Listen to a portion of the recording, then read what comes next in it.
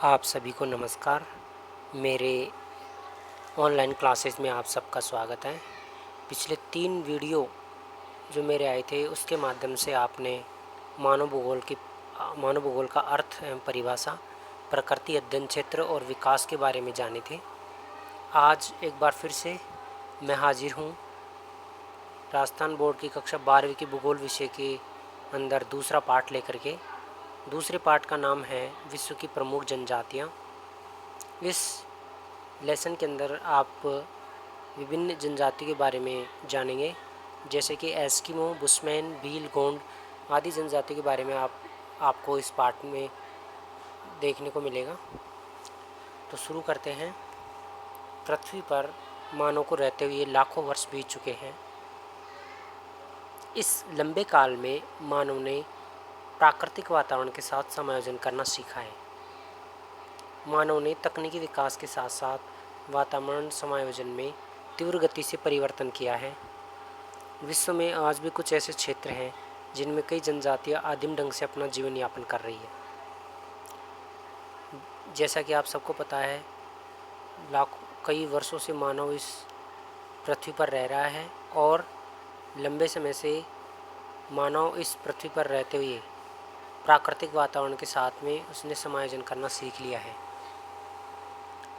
मानव ने काफ़ी तकनीकी विकास भी कर लिया है और इस तकनीकी विकास के साथ साथ वातावरण के साथ जो समायोजन है वो समायोजन तीव्र गति से परिवर्तित भी हुआ है। विश्व में आज वर्तमान में ऐसे कई क्षेत्र हैं जहाँ पर जनजातियाँ आज भी अपने आदिम ढंग से जीवन यापन कर रही है। अर्थात प्रारंभिक जो मानव था वैसे ही आज कई जनजातियाँ अपना जीवन जी रही है। उनकी जीवन शैली में विशेष बदलाव नहीं आया है। इस प्रकार की जनजातियाँ शीत प्रदेशों, घने जंगलों, उष्ण व शुष्क मरुस्थलों, घास के मैदानों एवं दुर्गम पहाड़ी क्षेत्रों में निवास करती हैं। एक बार फिर से देखेंगे कि ये जो आदिम जनजातियाँ हैं वो कहाँ कहाँ निवास कर रही है। शीत प्रदेशों में, जैसे टेगा टुंड्रा प्रदेश है, ध्रुवीय जो क्षेत्र है वहाँ, घने जंगलों में, उष्ण व शुष्क मरुस्थलों में, घास के मैदानों में और दुर्गम पहाड़ी क्षेत्रों में। ये वो क्षेत्र है जहाँ आज भी कई जनजातियाँ आदिम ढंग से जीवन यापन कर रही है। इनकी अपनी विशिष्ट संस्कृति, सामाजिक ढांचा, परंपराएं, रीति रिवाज व मान्यताएं हैं। ये जो आदिम जनजातियाँ हैं इनकी अपनी एक विशिष्ट संस्कृति है। इनका जो सामाजिक ढांचा है वो अपने आप में एक विशेष है, अलग है अन्य से। इनकी परंपराएं, रीति रिवाज और मान्यताएं वो भी अपने आप में अलग ही है अन्य जनजातियों से। इन जनजातियों की अर्थव्यवस्था का आधार खाद्य संग्रहण, अर्थात जंगल से विभिन्न प्रकार के खाद्यान्न सामग्री का एकत्रित करके अपने परिवार का पालन पोषण करना, जैसे जड़ी बूटियाँ, फल एकत्रित करना, खाद्य संग्रहण जैसे मछली पकड़ना। ये अर्थव्यवस्था का इनका जो आधार है, सबसे पहले इसमें बताया गया है खाद्य संग्रहण, आखेट मतलब शिकार करना, घुमक्कड़ पशुचारण व आदिम ढंग की निर्वाह कृषि। और ये जो आदिम जनजातियां हैं ये घुमक्कड़ जीवन व्यतीत करती है, अर्थात ये घूम फिर कर अपना जीवन यापन करती है। जैसे एक शिकार जब ये करते हैं तो एक शिकार के पीछे कई किलोमीटर तक चले जाते हैं शिकार करते करते, और फिर ये वापस लौट के नहीं आते, वहीं पर अपना बसेरा बना लेते हैं। फिर सुबह उठकर फिर शिकार ढूंढते हैं और शिकार के पीछे चलते रहते हैं। इस प्रकार से ये अपना घुमक्कड़ जीवन व्यतीत करते हैं। वर्तमान में घुमक्कड़ जीवन, जैसे कि बंजारा जनजाति है, वो घुमक्कड़ जीवन व्यतीत करती है, लेकिन वो अपने साथ में पशुओं को रखती है। इसके अलावा पशुचारण भी करते हैं ये आदिम जनजातियाँ। और आदिम ढंग की निर्वहन कृषि, जीवन निर्वाह कृषि है, वो आदिम ढंग की निर्वाह कृषि करते हैं, प्राचीन तरीके से कृषि कार्य भी करते हैं। ये विभिन्न प्राकृतिक दशाओं में प्राचीन काल के मानव व वातावरण के संबंध की सूचक है। आधुनिक विकसित सभ्यताओं से इसका संपर्क लगभग नगण्य है। तो अभी अपन ने जाना कि ये विभिन्न प्राकृतिक दशाओं में प्राचीन काल के मानव और वातावरण के संबंध की सूचक है। आधुनिक विकसित सभ्यताओं से इनका संपर्क लगभग नगण्य है। अर्थात ये जो जनजातियाँ हैं, इन जनजातियों का संपर्क आधुनिक जो सभ्यताएं हैं, आधुनिक समय में जो बड़े अच्छे शहर हैं, आधुनिक जो विश्व है, उनसे इनका संपर्क लगभग नगण्य है, न के बराबर है। जनजातियाँ वास्तव में जैविक समूह का नहीं वरन सामाजिक व सांस्कृतिक समूह का प्रतिनिधित्व करती है। अर्थात ये जनजातियाँ जो है वो जैविक समूह नहीं होती, बल्कि ये सामाजिक और सांस्कृतिक समूह का प्रतिनिधित्व करती है। अर्थात इनकी सामाजिक और सांस्कृतिक जो विशेषता है वो विशेष होती है। ये इनकी जो सामाजिक और सांस्कृतिक जो समूह हैं उनका ये प्रतिनिधित्व करती है। जनजाति लोगों का वह समूह है जो सामाजिक रीति रिवाजों एवं सांस्कृतिक परंपराओं द्वारा एक दूसरे से घनिष्ठ रूप से संबंधित है। अब यहाँ पर एक इम्पोर्टेंट प्रश्न आ रहा है कि जनजाति किसे कहते हैं, और ये कई बार परीक्षा में भी पूछा जाता है। जनजाति लोगों का वह समूह है जो सामाजिक रीति रिवाजों एवं सांस्कृतिक परंपराओं द्वारा एक दूसरे से घनिष्ठ रूप से संबंधित है। कोई भी एक जनजाति होती है, उस जनजाति के अंदर उसके जो सामाजिक रीति रिवाज है वो एक समान होते हैं, और सांस्कृतिक परंपराएं हैं वो एक दूसरे से घनिष्ठ संबंधित भी होती है। सांस्कृतिक परंपराओं द्वारा ये एक दूसरे से घनिष्ठ रूप से क्या होते हैं, संबंधित होते हैं। विश्व की प्रमुख जनजातियाँ निम्न हैं। अब विश्व की कुछ प्रमुख जनजातियों के बारे में यहाँ पर बताया गया है। नंबर 1 पे ध्रुवीय व ठंडे प्रदेशों के निवासी। ध्रुवीय व ठंडे प्रदेशों के निवासी में एस्किमो और समोयड्स का नाम आता है।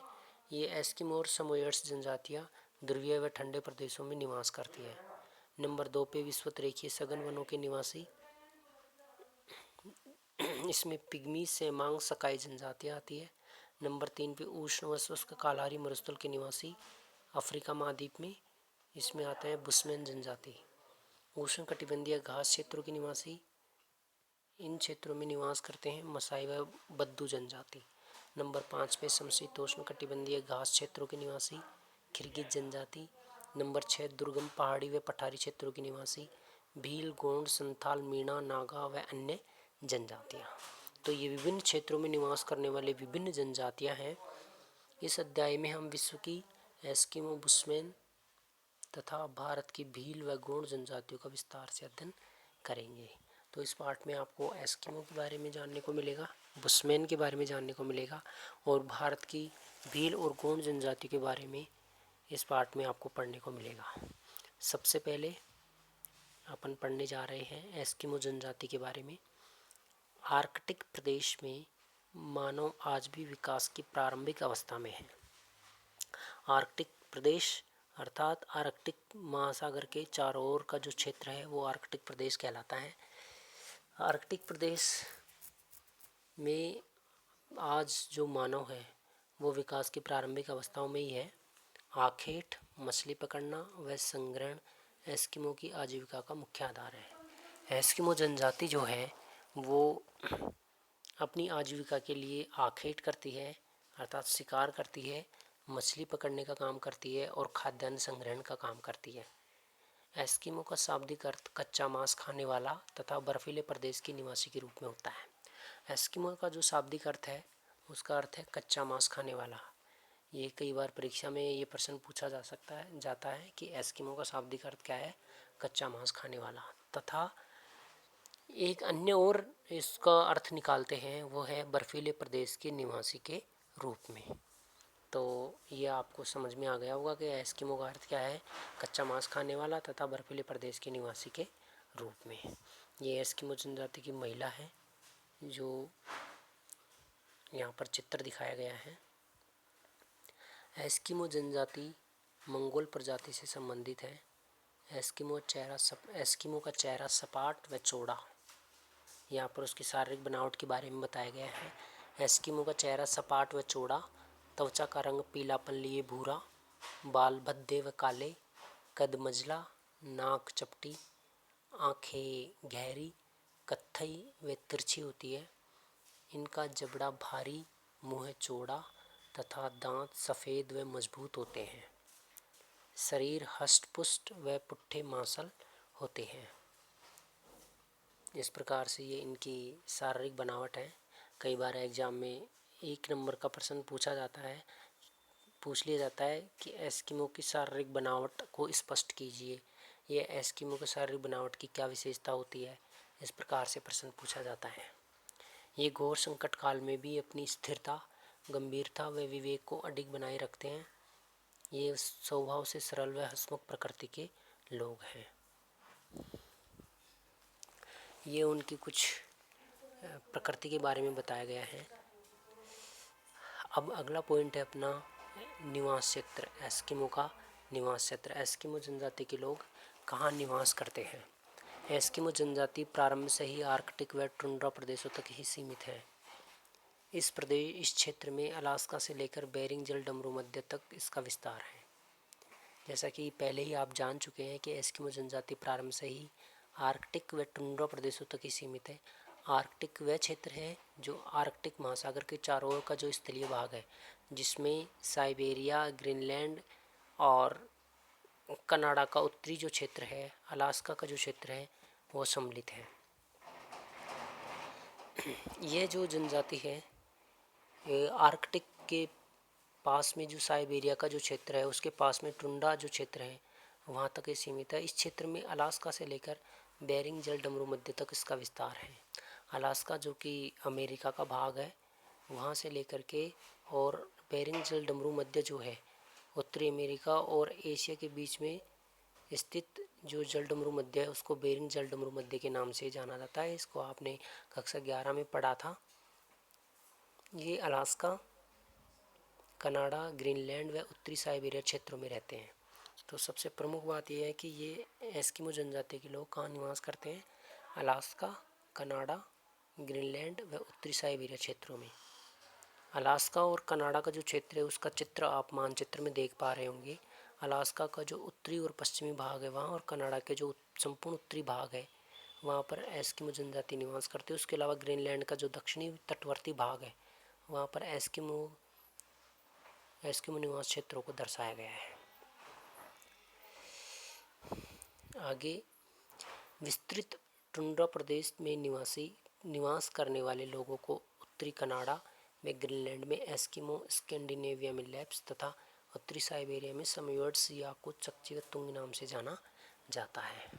ये प्रश्न परीक्षा के दृष्टिकोण से काफ़ी इम्पोर्टेंट है। ये लाइन इसमें बताया गया है कि विस्तृत टुंड्रा प्रदेशों में निवास करने वाले लोगों को उत्तरी कनाडा व ग्रीनलैंड में एस्किमो के नाम से जाना जाता है और स्कैंडिनेविया में एस्किमो जनजाति के लोगों को लैप्स के नाम से जाना जाता है। उत्तरी साइबेरिया में जो जनजाति निवास करती है उनको समोयॉड्स, याकुत, चकचिवतुंग नाम से जाना जाता है। तो इनको अलग अलग क्षेत्रों में अलग अलग नाम से जाना जाता है। और जैसा कि 2.1 चित्र में इसके निवास क्षेत्र को दर्शाया गया है।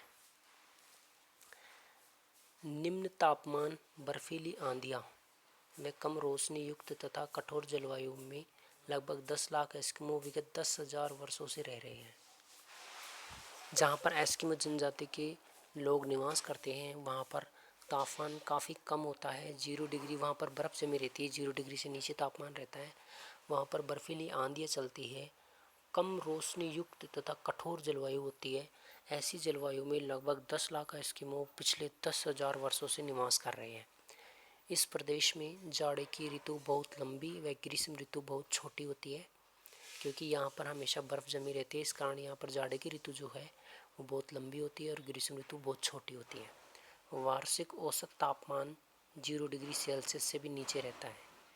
औसत तापमान जैसे मैंने पहले ही बताया, यहाँ पर हमेशा बर्फ़ जमी रहती है, जिसके कारण यहाँ पर औसत तापमान 0 डिग्री सेल्सियस से भी नीचे है।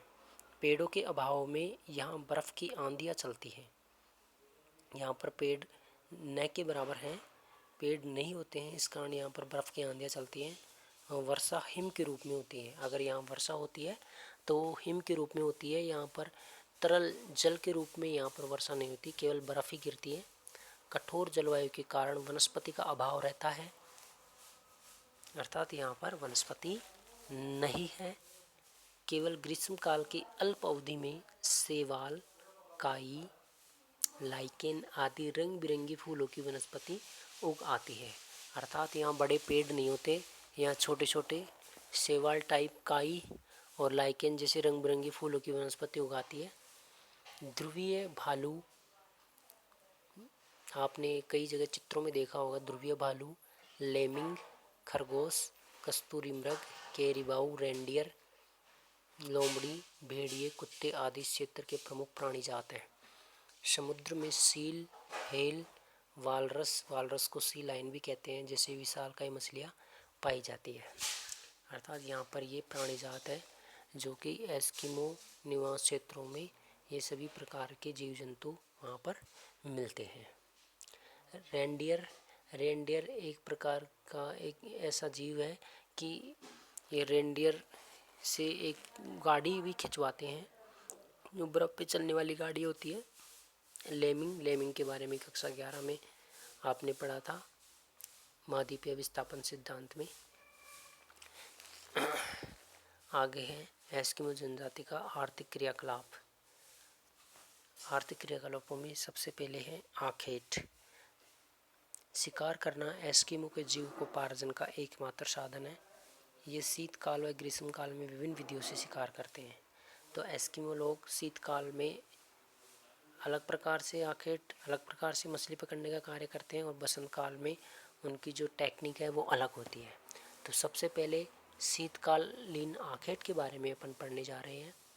इस ऋतु में एस्किमो समुद्री तट के किनारे सील मछली का शिकार करते हैं। शीतकाल में एस्किमो लोग जो है वो समुद्र तट पर सील मछली का शिकार करते हैं। जब मछली बर्फ़ में बने छिद्रों में श्वास लेने आती है तब एस्किमो द्वारा रखी हड्डी की छड़ हिल जाती है। एस्किमो अपने हथियार हार्पून से सील मछली का शिकार करते हैं। इसे माओपाक कहते हैं। माओपाक जिसका शाब्दिक अर्थ प्रतीक्षा करना होता है। तो बच्चों आपने समझ लिया होगा, शीतकालीन आखेट में ये माओपाक विधि के द्वारा मछली का शिकार करते हैं। बर्फ़ के अंदर ये एक छिद्र बनाते हैं, उसमें एक हड्डी की छड़ लगा देते हैं। जब मछली श्वास लेने के लिए उस छिद्र के पास आती है तो वो जो हड्डी की छड़ होती है वो हिल जाती है, जिससे एस्किमो लोग, उनके पास में भालानुमा एक हार्पून होता है, उस हार्पून से उस सील मछली का शिकार कर लेते हैं। इसे माओपाक विधि कहते हैं।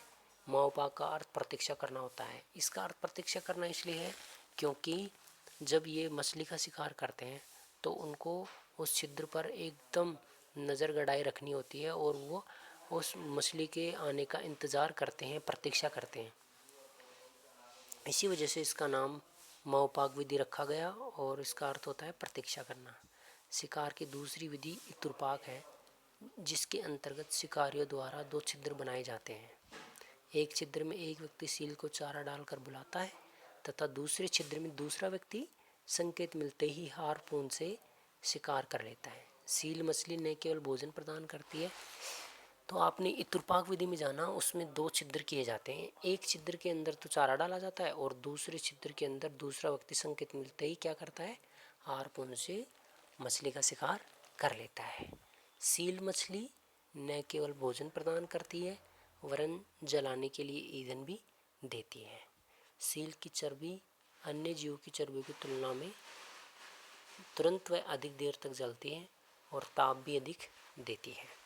चित्र 2.1 में महिला द्वारा माओपाक विधि से तथा चित्र 2.2 में हार्पून से खुले समुद्र में बसंतकालीन आखेट को समझ सकते हैं।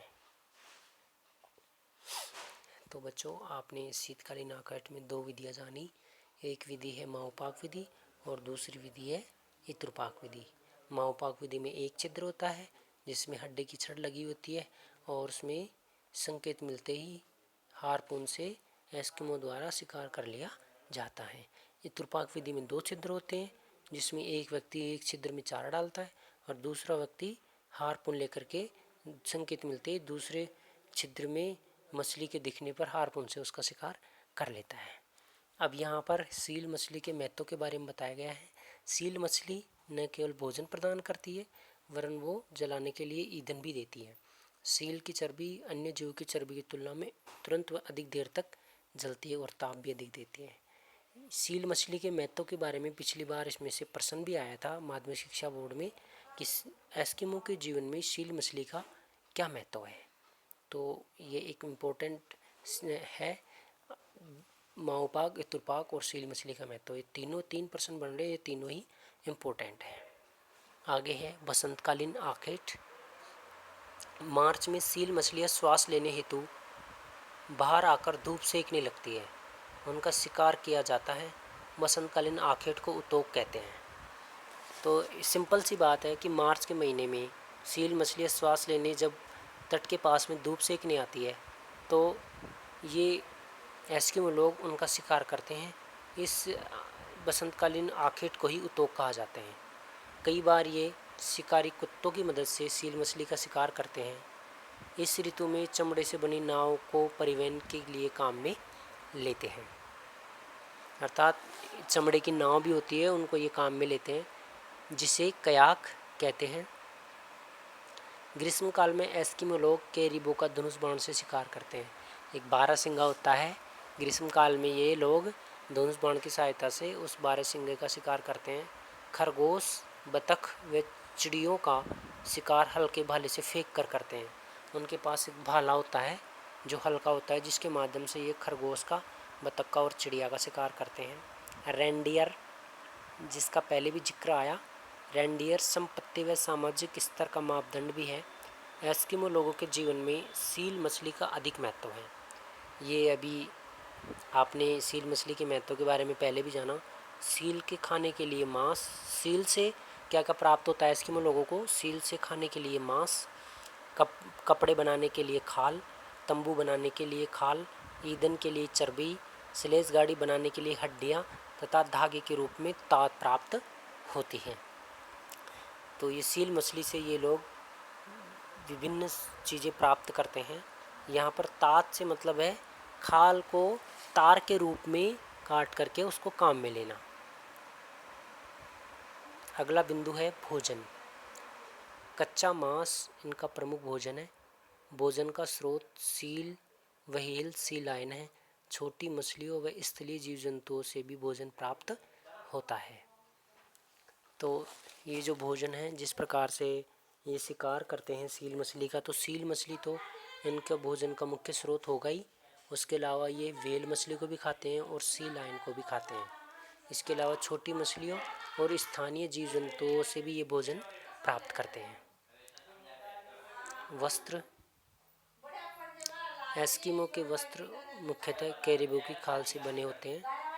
यह सील मछली की खाल की अपेक्षा अधिक गर्म व हल्के होते हैं। ध्रुवीय भालू के समूर से भी वस्त्र बनाए जाते हैं। वस्त्र बनाने का कार्य स्त्रियां करती हैं। स्त्री और पुरुष दोनों के वस्त्र समान ही होते हैं। एस्किमो जर्सीनुमा बाहेदार वस्त्र, जिसे तीमियाक कहते हैं, पहनते हैं। तीमियाक के ऊपर पहने जाने वाले कपड़े को अनुहाक कहते हैं।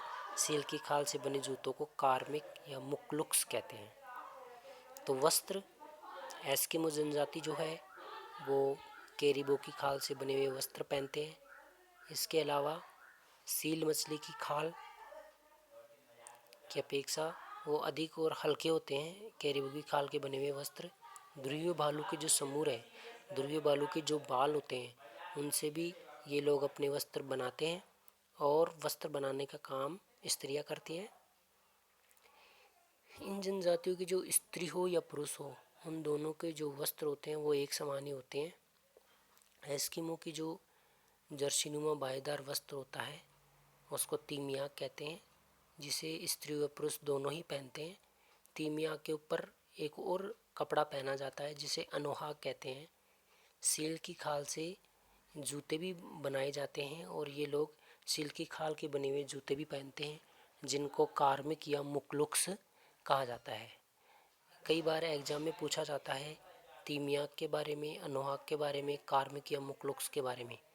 प्रश्न ऐसे बनता है इसमें कि कार्मिक या मुक्लुक्स क्या है, या फिर तीमियाक क्या है, अनोहाक क्या है। इस प्रकार से प्रश्न पूछे जाते हैं। आज के लिए इतना ही। अगर ये वीडियो आपको पसंद आया हो तो सब्सक्राइब और शेयर ज़रूर कीजिए। धन्यवाद।